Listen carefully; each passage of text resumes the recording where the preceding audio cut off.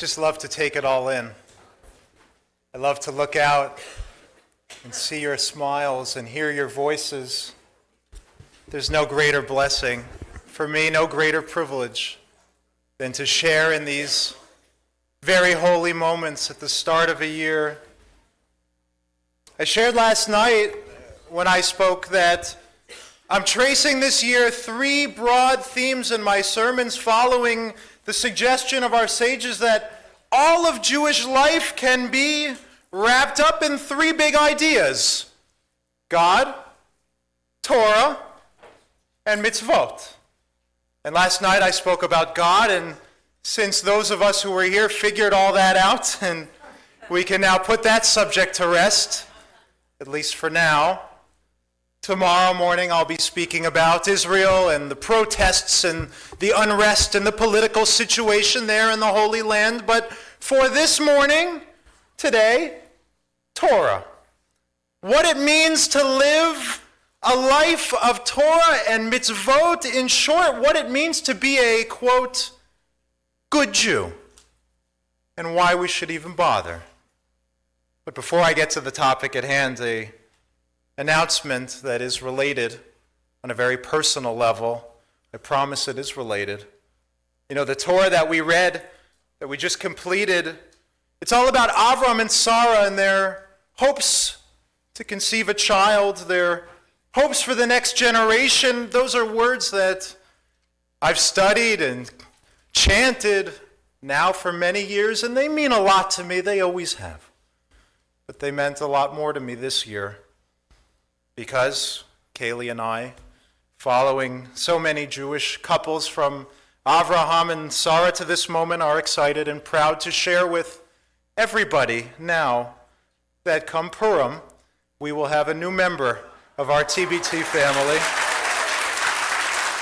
God willing. All right. It is exciting. It is sweet. We say b'sha'a tova. That's what we say. In good time. Let it be in good time. What better way, though, beats an email, right? To share with the entire congregation when you're already here and I have the captive audience. Just made it easier, frankly. And naturally, my thoughts this morning are influenced by that major life update and thinking through these weeks and my prayers through these weeks about the kind of person that I'm praying this very morning and tomorrow and through these days that our child will be from a Jewish point of view. And also thinking with a little worry about the kind of world that we're bringing this child into in 5784. What kind of world are we bringing a child into such that they'll need the strength and the wisdom of our tradition and our faith? I have to pray like Avraham and Sarah did. So I worry about the state of our world. It's the responsibility of every Jew to worry, and I am this year concerned about a world to bring a new life into, concerned about the society that we're creating collectively, the values we're holding up as a nation, and therefore leaving behind to the next generation, or lack thereof. It's one of the most telling articles I read this year that confirms what I think a lot of us are thinking about the state of our world, about the soul of our nation in 5784, that for all the good, and for all that's blessed, and there's a lot, and for all that we see that does reflect our highest natures, there's plenty, but still, we look to the news, we reflect on our life experience of life lived with the people around us, with neighbors, with co-workers, with strangers, and it seems, and I know a lot of us are feeling that, folks have just gotten to be a little colder, a little more self-interested or self-involved, certainly as a country more divided than ever before and less willing to listen, to humble ourselves in the face of those we disagree with, but it's a lot deeper than that.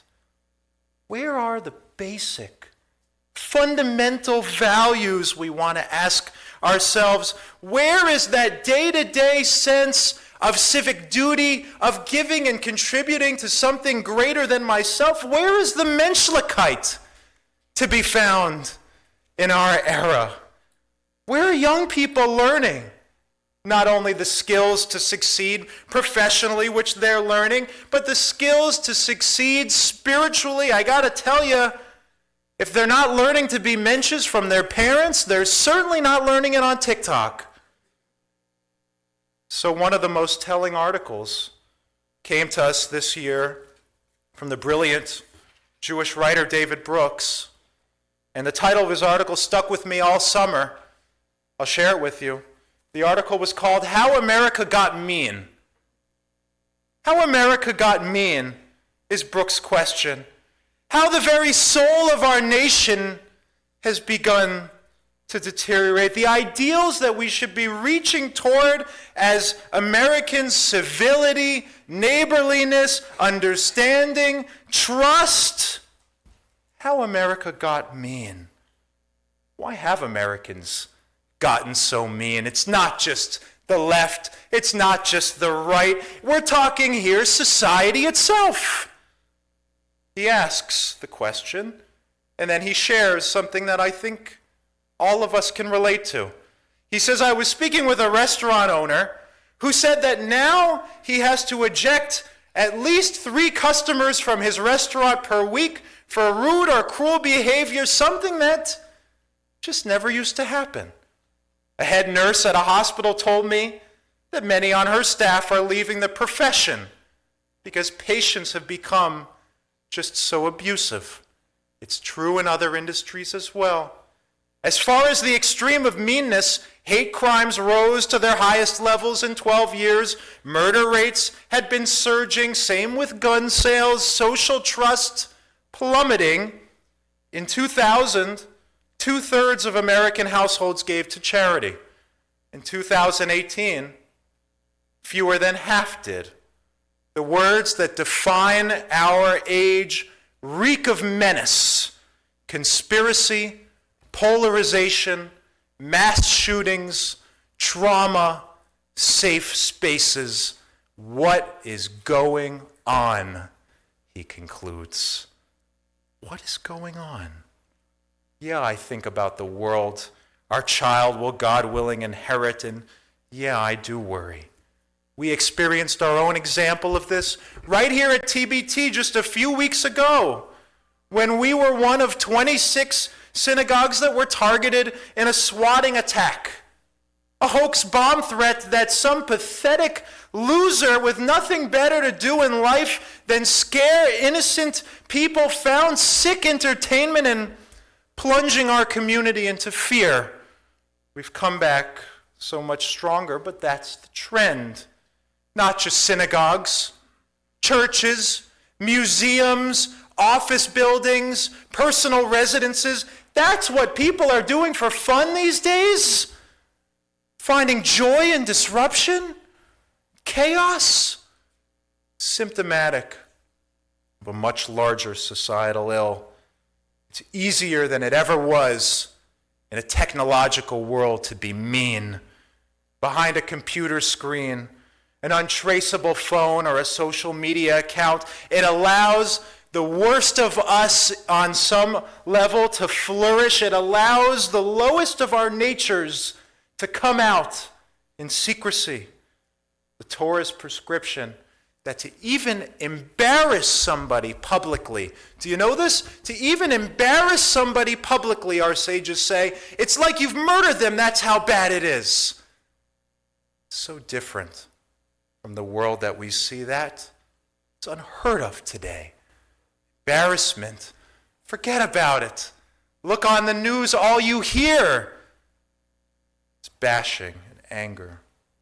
I think Brooks is onto something when he talks about a loss of basic values. I think he's onto something when he says we've de-emphasized in a scary way moral formation, the values and the virtues of living a life worth living and a life worth being remembered for. We have done a great job of prioritizing success. But moral formation, where is it? Not just charitable giving and kindness that are on the decline. It's attendance at synagogues and churches across the country. It's not just Long Island Jewry. As a whole, attendance at religious institutions is way down. It's as if Americans are saying across the board, we're over it. Don't tell us to be good. Don't tell us there's a higher power above me. I don't want to hear it.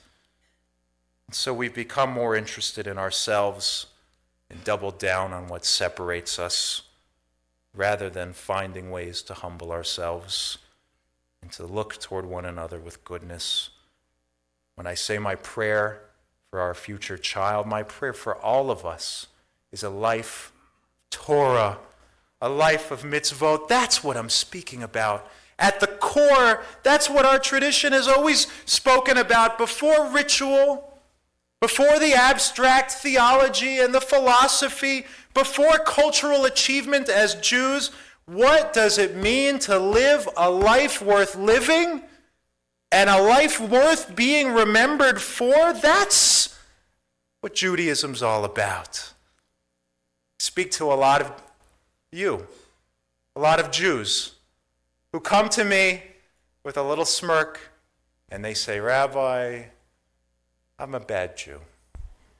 I feel like I'm a mediocre Jew, they say. I feel like I'm a bad Jew because I don't keep 2 sets of dishes, or you don't see me that much on Shabbos, or I don't wake up and say the Shema, all of those ritual things, and they say to themselves, oh, I must just be a bad Jew. Well, I say to you, a good Jew is someone who takes moral formation seriously within a Jewish context. If you are working in your own way to be a better husband, to be a better father, to be a better wife, to be a better mother or partner or neighbor or friend, if you are growing as a person, you are growing as a Jew, I think. Do the ritual things matter? Yeah, they matter a lot. I'm not telling you not to care about that, but they matter as a training ground. They matter as the time-tested method that we have for how to grow. They are our moral formation. Jewish ritual, it's not a relic. It's not just something we do to remember Bubby and Zadie. We don't just do it in deference to them. We study, we learn, we strive to practice Jewishly because we know that if we do, it is the force that teaches us how to be the people we are meant to be, we want to be. Examples. You walk in the room, you kiss a mezuzah, right? Nice thing to do. A nice ritual. Bubby did it, so why shouldn't I, right? So much more than that, guys. So much more. You're not just honoring an old ritual. You kiss a mezuzah as a practice of mindfulness. You say, as I walk into this space, into this kitchen, into this boardroom, into this bedroom, how can I be more patient? How can I be more sensitive to the people who are in this room? How can I leave the anger or the resentment or the frustration at the door and take that deep breath and let that ritual connect me to my highest self? Say a blessing over a piece of bread or any food. You're not just mumbling some words in Hebrew. Far from it. You're taking that moment in an age when so many of us eat our meals quickly in front of the TV to pause and say, thank you, God, I'm alive. And I'm enjoying this food that sustains my life, and I'm grateful for the people who had to work and schlep to put it on my plate. Thank you. That connects us to our highest nature.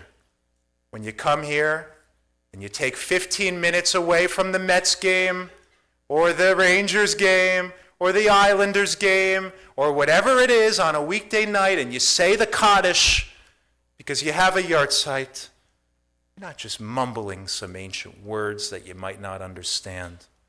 You're taking a moment to connect to the legacy, to the goodness that the ones we love did in this world, with the hopes that it's going to inspire us to walk out the door and do better. And when you come on Shabbat and you study the weekly Parsha, it's not some old stories.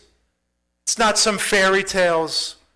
You're learning the lessons that our people have always needed to learn to fulfill our mission as a light unto the nations. It's not a relic, none of it. It's vital. You got to understand. It's vital. It's a living spiritual path. Why our sages told us, Derech Eretz Kadma LeTorah. That before all the rituals, before all the customs, is the desire simply to be decent. They said common decency, that undergirds it all. It's the foundation of all that we do. That's why our sages spoke about the crowns that a person can wear in this world. They said there's a crown of piety, there's a crown of scholarship, there's a crown of success, and those are important crowns to try to wear in this world. But they said the crown that's most important is the Keter Shem Tov, the crown of a good name. How do you earn the crown of a good name? Not just by achieving financially, not just by being outwardly pious. You get a good name by making a good name each and every day, in the little moments, in the small interactions. That's what people remember. It's why they said there are 7 questions that are asked of us in heaven.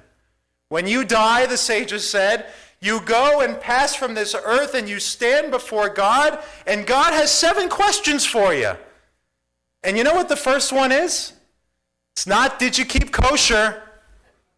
It's not, did you put tefillin on every morning? Though those things are great and important, I'm not saying they're not. The first question you will be asked in heaven, according to God, according to our sages, Nasata v'natata be'emunah. Did you deal faithfully in your business? That's the first question at the pearly gates. Were you upright? Were you honest? Were you generous? Did you live up to your word? Did you treat people with respect on that basic level, not just in shul, but each and every day? If you can answer that question in the affirmative, then you can look down from that place and know that the people who are remembering you for a Keter Shem Tov, that you've created a good name. You have everything you need already right here to be a good Jew. In a famous story, they say that a child, before they're born, still in the womb, knows the entire Torah. Have you heard this one? When an angel comes, the moment you're born, they say, the sages, and touches you on the lip right here, and poof, in that second you forget the entire Torah. But the idea is brilliant, because what it means is that you're spending this life not learning something that you didn't know before, but remembering, reclaiming that which was always already inside of you spiritually. That's our work, peeling away the layers that get in between us and our hearts and souls. Let me remind you, you have everything you need right here to be a good Jew in ways that really matter. I get that it's not easy. I get that we get so preoccupied with the stress and the busyness of life that to take time to reflect and to think thoughtfully and intentionally about who we are, to work on ourselves, after a long day, I just want to put on Netflix. I don't always want to work on myself. It's not easy. It's not easy with all that's discouraging about our world, the tragedies that so many of us have faced in the year past that we bring into this room. It makes us come to shul and say, why bother? Why bother with God and all of this? It's why we need to come here, though, for the reminder. to know that whatever's going on in society, to know that whatever's going on in our personal lives, to know that people out there, however mean or short or insensitive, however many challenges we face, we have been asked as Jews to live by a higher standard. When you come and take an aliyah and you say, Asher bachar banu, God who chose us, well, chose us for what? Chose us for what? It's a standard that doesn't allow us to be indifferent. It asks us to reach. It asks us to wear that crown of a good name. Just a quick one about names. Because you know, one of the joys of being a congregational rabbi, probably, though I haven't experienced it yet, one of the greatest joys of being a congregational rabbi is that, God willing, after our first child is born, we will have the blessing of hundreds of bubbies. And that's a good thing. We might need it.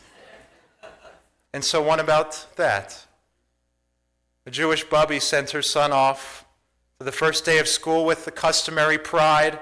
So, Bubala, you'll be a good boy and listen to the teacher, and you won't make noise, Bubala. You'll be very polite, and you'll play nice with the other children, and when the time comes to come home, you'll button up warm, so you won't catch cold, Bubala, and you'll be careful crossing the street and come straight home, right, Bubala? Yes, Bubby. When he returned that afternoon, the grandmother hugged him and kissed him and exclaimed, So, did you like school, Bubala? You made new friends? You learned something, Bubala? To which the boy said, Yeah, I learned my name is Irving.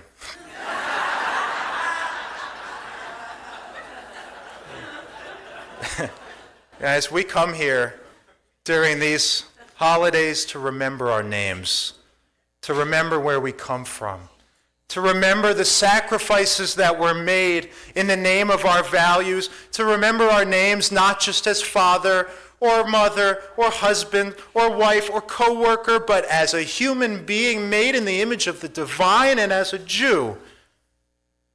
We're called to remember those names and to rise to the higher standard that's planted within us from generations past.